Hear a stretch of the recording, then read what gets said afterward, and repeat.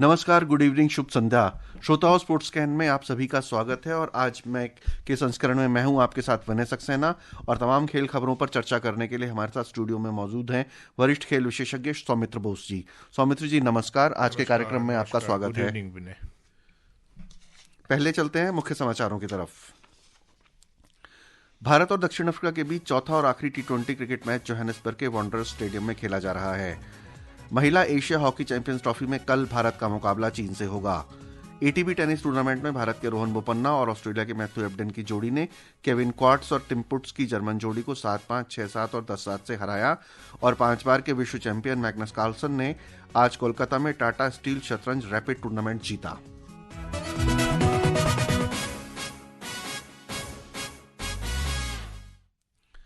भारत और दक्षिण अफ्रीका के बीच जोहानिसबर्ग के वांडरर्स स्टेडियम में चौथा और आखिरी टी20 क्रिकेट मैच खेला जा रहा है। भारत ने टॉस जीतकर पहले बल्लेबाजी करने का फैसला किया। भारत ने इस श्रृंखला में 2-1 की बढ़त बना ली है। सौमित्र जी, आज हमने टॉस जीत लिया, बल्लेबाजी पहले कर रहे हैं। कितना स्कोर लगना चाहिए स्कोर बोर्ड पे ताकि हमारे बॉलर्स उसे डिफेंड कर पाए? 200 से प्लस होना चाहिए। वांडरर्स का आप हिस्ट्री देखें जी। इसको बुल रिंग कहते हैं साउथ अफ्रीका में। ओके। उसको जो स्टेडियम है वो बुल जैसा है, और इसका जो विकेट है इसमें रन्स बहुत बनते हैं।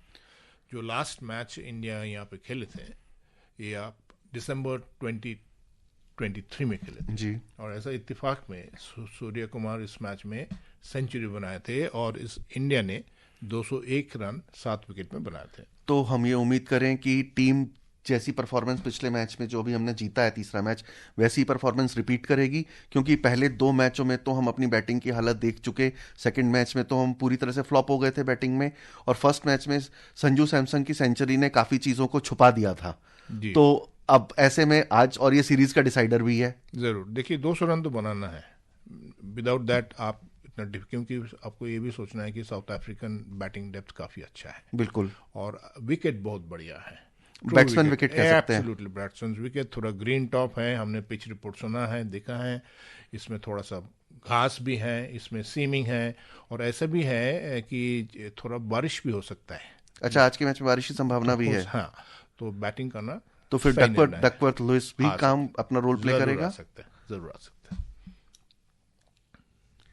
भारतीय क्रिकेट बोर्ड बीसीसीआई ने आज पाकिस्तान क्रिकेट बोर्ड पीसीबी को चैंपियंस ट्रॉफी को विवादित पाकिस्तान अधिकृत कश्मीर के दौरे पर ले जाने के कथित कदम पर कड़ी आपत्ति जताई, जिसके बाद अंतर्राष्ट्रीय क्रिकेट परिषद आईसीसी ने इसके प्रचार कार्यक्रम को रोक दिया।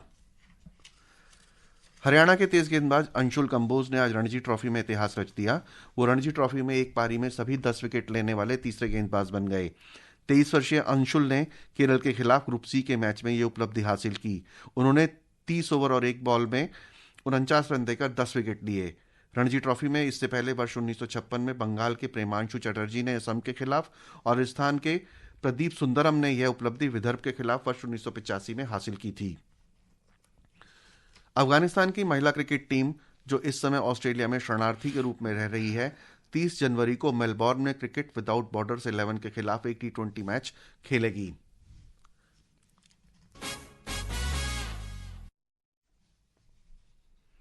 अब बात करते हैं महिला हॉकी एशियाई चैंपियंस ट्रॉफी की। महिला एशिया हॉकी चैंपियंस ट्रॉफी में कल भारत का मुकाबला चीन से होगा।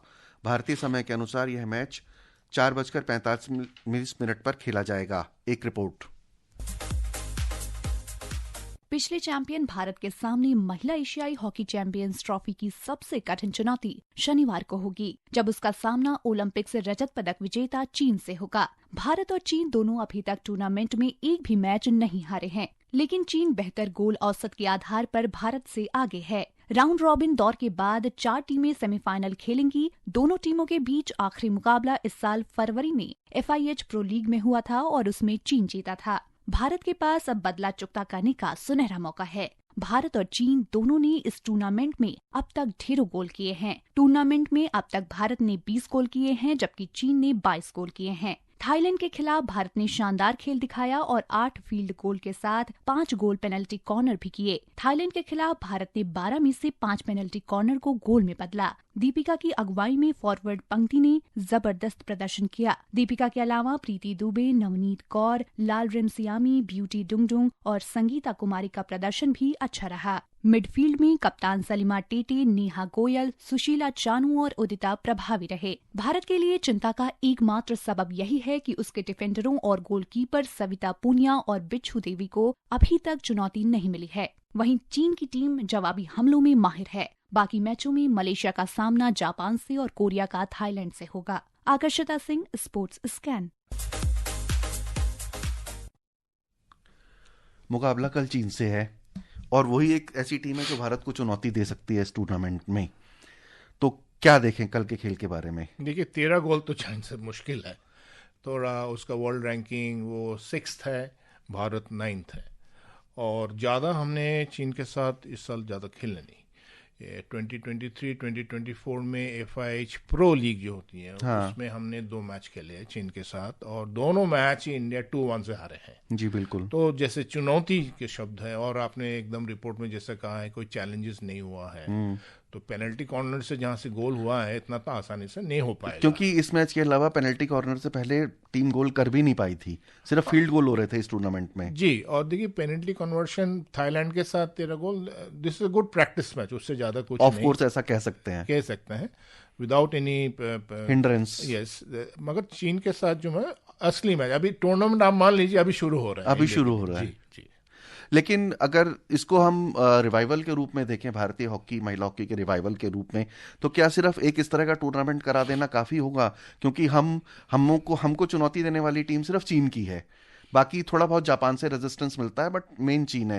लेकिन जब तक हम अन्य यूरोपीय देशों के साथ और ऑस्ट्रेलिया जैसी टीमों के साथ नहीं खेलेंगे तो क्या हमें उतना एक्सपोजर मिलेगा और क्या हम वापस उस लेवल पे पहुंच पाएंगे जहां पहले देखिए थे? अगर आप 2028 लॉस एंजलिस ओलंपिक्स की तरफ इंडिकेट कर रहे हैं तो ये तो मैं सिर्फ एक संभावना जता रहा हूं। नहीं, आपने जी। सही कहा कि हमारा अल्टीमेट एम क्या होता है कि ओलंपिक्स में हम एंटर करें, क्योंकि हमने पेरिस में महिला टीम नहीं थी और 2028 लॉस एंजलिस में टीम कम से कम क्वालिफाई करे। इसके लिए काफ़ी स्टेप्स हैं। इसके लिए जैसे मैंने कहा कि FIH प्रो लीग में अच्छा करना, जहाँ पे आपको यूरोपियन टीम से आपको मैचेस खेलना पड़ेगा। उसके बाद एशियन गेम्स जीतना, एशियन गेम्स आप जीतोगे तो डायरेक्टली क्वालिफाई करोगे, क्योंकि जो प्रोसेस जो है उसमें देयर आर मेनी स्टेप्स। आप बोल सकते हैं कि अगर ये हम बिहार में, राजगीर में ये हम टूर्नामेंट जीतेंगे, ये हमारा टीम के लिए अच्छा मनोबल, मॉरल बूस्टिंग हो सकता है, बट एक्सपोजर जब तक नहीं मिलेगा तब तक तो। एक चीज आपको मैं बताना चाहता हूँ कि इसमें जो सरकार का जो भूमिका है, हाँ। जो स्पोर्ट्स अथॉरिटी और गवर्नमेंट ऑफ इंडिया का जो स्पोर्ट्स मिनिस्ट्री है, हॉकी के ऊपर एटलीस्ट 40 करोड़ स्पेंड करते एक ओलंपिक साइकिल में। इस बार भी हाँ, वुमेन्स एंड मेंस कंबाइंड। जी। और इसके लिए इंटरनेशनल टूर्नामेंट खेलना, फ्रेंच टूर्नामेंट्स बाहर जाके खेलना, एक्सपोजर ट्रिप्स करना, टेस्ट मैचेस खेलना और ऐसे जैसे टूर्नामेंट्स आपने देखा, इसके पीछे सरकार बहुत खर्च करते हैं। और ये एक स्पोर्ट जो है ये प्रधानमंत्री का एकदम फेवरेट स्पोर्ट है। तो इसमें तो कम से कम गवर्नमेंट की तरफ से कोई कंजूसी तो नहीं होगी, जैसे मेंस टीम के लिए कर रहे हैं, HIL लीग शुरू हो रहे हैं, वुमेन्स भी खेलेंगे, वुमेन्स भी है। प्रोसेस जो है सही लग रहा है। चलिए देखते हैं भविष्य कैसा है। हरियाणा और ओडिशा आज सेमीफाइनल में अपने प्रतिद्वंद्वियों को हराने के बाद 14वीं हॉकी इंडिया सीनियर पुरुष राष्ट्रीय चैंपियनशिप के फाइनल में एक दूसरे से खेलेंगे। ओडिशा ने चैंपियनशिप के पहले सेमीफाइनल में मणिपुर को 4-2 से हराया, जबकि हरियाणा ने दूसरे सेमीफाइनल में उत्तर प्रदेश को 3-2 से मात दी। फाइनल कल खेला जाएगा। अब बात करते हैं टेनिस की। ATP टेनिस टूर्नामेंट में भारत के रोहन बोपन्ना और ऑस्ट्रेलिया के मैथ्यू एबडेन की जोड़ी ने केविन क्वार्ट्स और टिम पुट्स की जर्मन जोड़ी को हरा दिया है। एक रिपोर्ट। भारत के रोहन बोपन्ना और ऑस्ट्रेलिया के मैथ्यू एबडेन की जोड़ी ने आज ATP फाइनल्स के अपने अंतिम ग्रुप मैच में केविन क्रोवेट्स और टीम पोवेट्स की जोड़ी पर जीत दर्ज की। भारतीय ऑस्ट्रेलियाई जोड़ी ने ट्यूरिन में रोमांचक अंदाज में 7-5, 6-7, 10-7 से जीत हासिल की और अपने 2024 के सत्र का समापन किया। हालांकि 2 हार के बाद पहले ही सेमीफाइनल की दौड़ से बाहर हो चुके बोपन्ना और एबडेन ने पूरी ताकत से खेला। दूसरे सेट के तनावपूर्ण टाई ब्रेक के बावजूद उन्होंने दमदार प्रदर्शन किया, जहां उन्होंने 2 मैच पॉइंट पॉइंट गंवाए। 1 घंटा 42 मिनट के संघर्ष में मैच टाई ब्रेक में जीत हासिल की। इस जीत में बोपन्ना और एबडन की सर्विस की ताकत सबसे अहम रही, क्योंकि उन्होंने संयुक्त रूप से 14 एस लगाए। जनवरी 2023 में शुरू हुई बोपन्ना और एबडन की साझेदारी बेहद सफल रही। साथ में उन्होंने इस साल प्रतिष्ठित ऑस्ट्रेलियन ओपन सहित 4 टूर स्तरीय खिताब जीते और दोनों अपने समय के दौरान एटीपी डबल्स रैंकिंग में नंबर 1 पर पहुंच गए। Shakti Singh, sports scan. रोहन बोपन्ना लगातार अपनी उम्र को धता बताते हुए टेनिस में झंडा गाड़ते जा रहे हैं और भारत का नाम ऊंचा करते जा रहे हैं, और रुकेगा भी नहीं। अब देखिए ये जो मैच था, ये 2 साल का इनका जोड़ी था जो ये खत्म हो रहा है ऑन अ विनिंग नोट। बिल्कुल, ये तो अच्छी बात है, क्योंकि जैसे आपने रिपोर्ट में कहा कि इसने ऑस्ट्रेलियन ओपन जीता था और वर्ल्ड नंबर 1 भी डबल्स में हो चुका था, इसलिए वो एटीपी टूर फाइनल्स खेल रहे हैं, क्योंकि टॉप 8 खेलते हैं। अनफॉर्चुनेटली ये बॉब ब्रायन ग्रुप में बहुत टफ ग्रुप में था और 2 मैच हार चुके थे, मगर ending part of the game है। मगर ये रोहन बोपन्ना रुकता नहीं है। 2025 में वो क्रोएशिया का इवान डोडिच से खेलेंगे और डोडिच भी 36 ईयर्स का है, 36 साल की है। तो ये जो एक्सपीरियंस और डबल्स के, देखिए ये अनलाइक सिंगल्स, डबल्स में बहुत सारा कॉम्बिनेशन प्ले का फैक्टर्स काम करते हैं, जो कि अंडरस्टैंडिंग, एक्सपीरियंस और कोर्ट कवरेज, तो ये दोनों में माहिर है। तो आप देखिए कि बोपन्ना 2025 में क्या करेंगे। फिलहाल देखिए, जैसे आपने कहा है कि 44 ईयर्स और 8 महीना oldest player to win an ATP tour match finals, ये लेजेंड्स है, ये भारत टेनिस का लेजेंड्स है। ऐसे अगर हम ये कहें कि ये अन्य खेलों के खिलाड़ियों के लिए भी और खुद टेनिस में भी दूसरों के लिए प्रेरणा स्रोत है कि age is a number only, you have to be mentally and physically fit. Absolutely. आप पेरिस में जाइए, अब देखिए जो शूटर्स है, कोई 5 ओलंपिक्स खेल रहे हैं, मेडल जीत रहे हैं। अब ये age is just a number, you right बने। और ये जो है, और स्पोर्ट्स में ही सबसे ज़्यादा इसका उपलब्धि होती है, and the way they keep performing is really a motivation to today's youngsters. जी, और श्रोताओं, आपको बता दें कि भारत और दक्षिण अफ्रीका के बीच चल रहे मैच में भारत ने अब तक दूसरे ओवर में बिना कोई विकेट खोए 15 रन बना लिए हैं।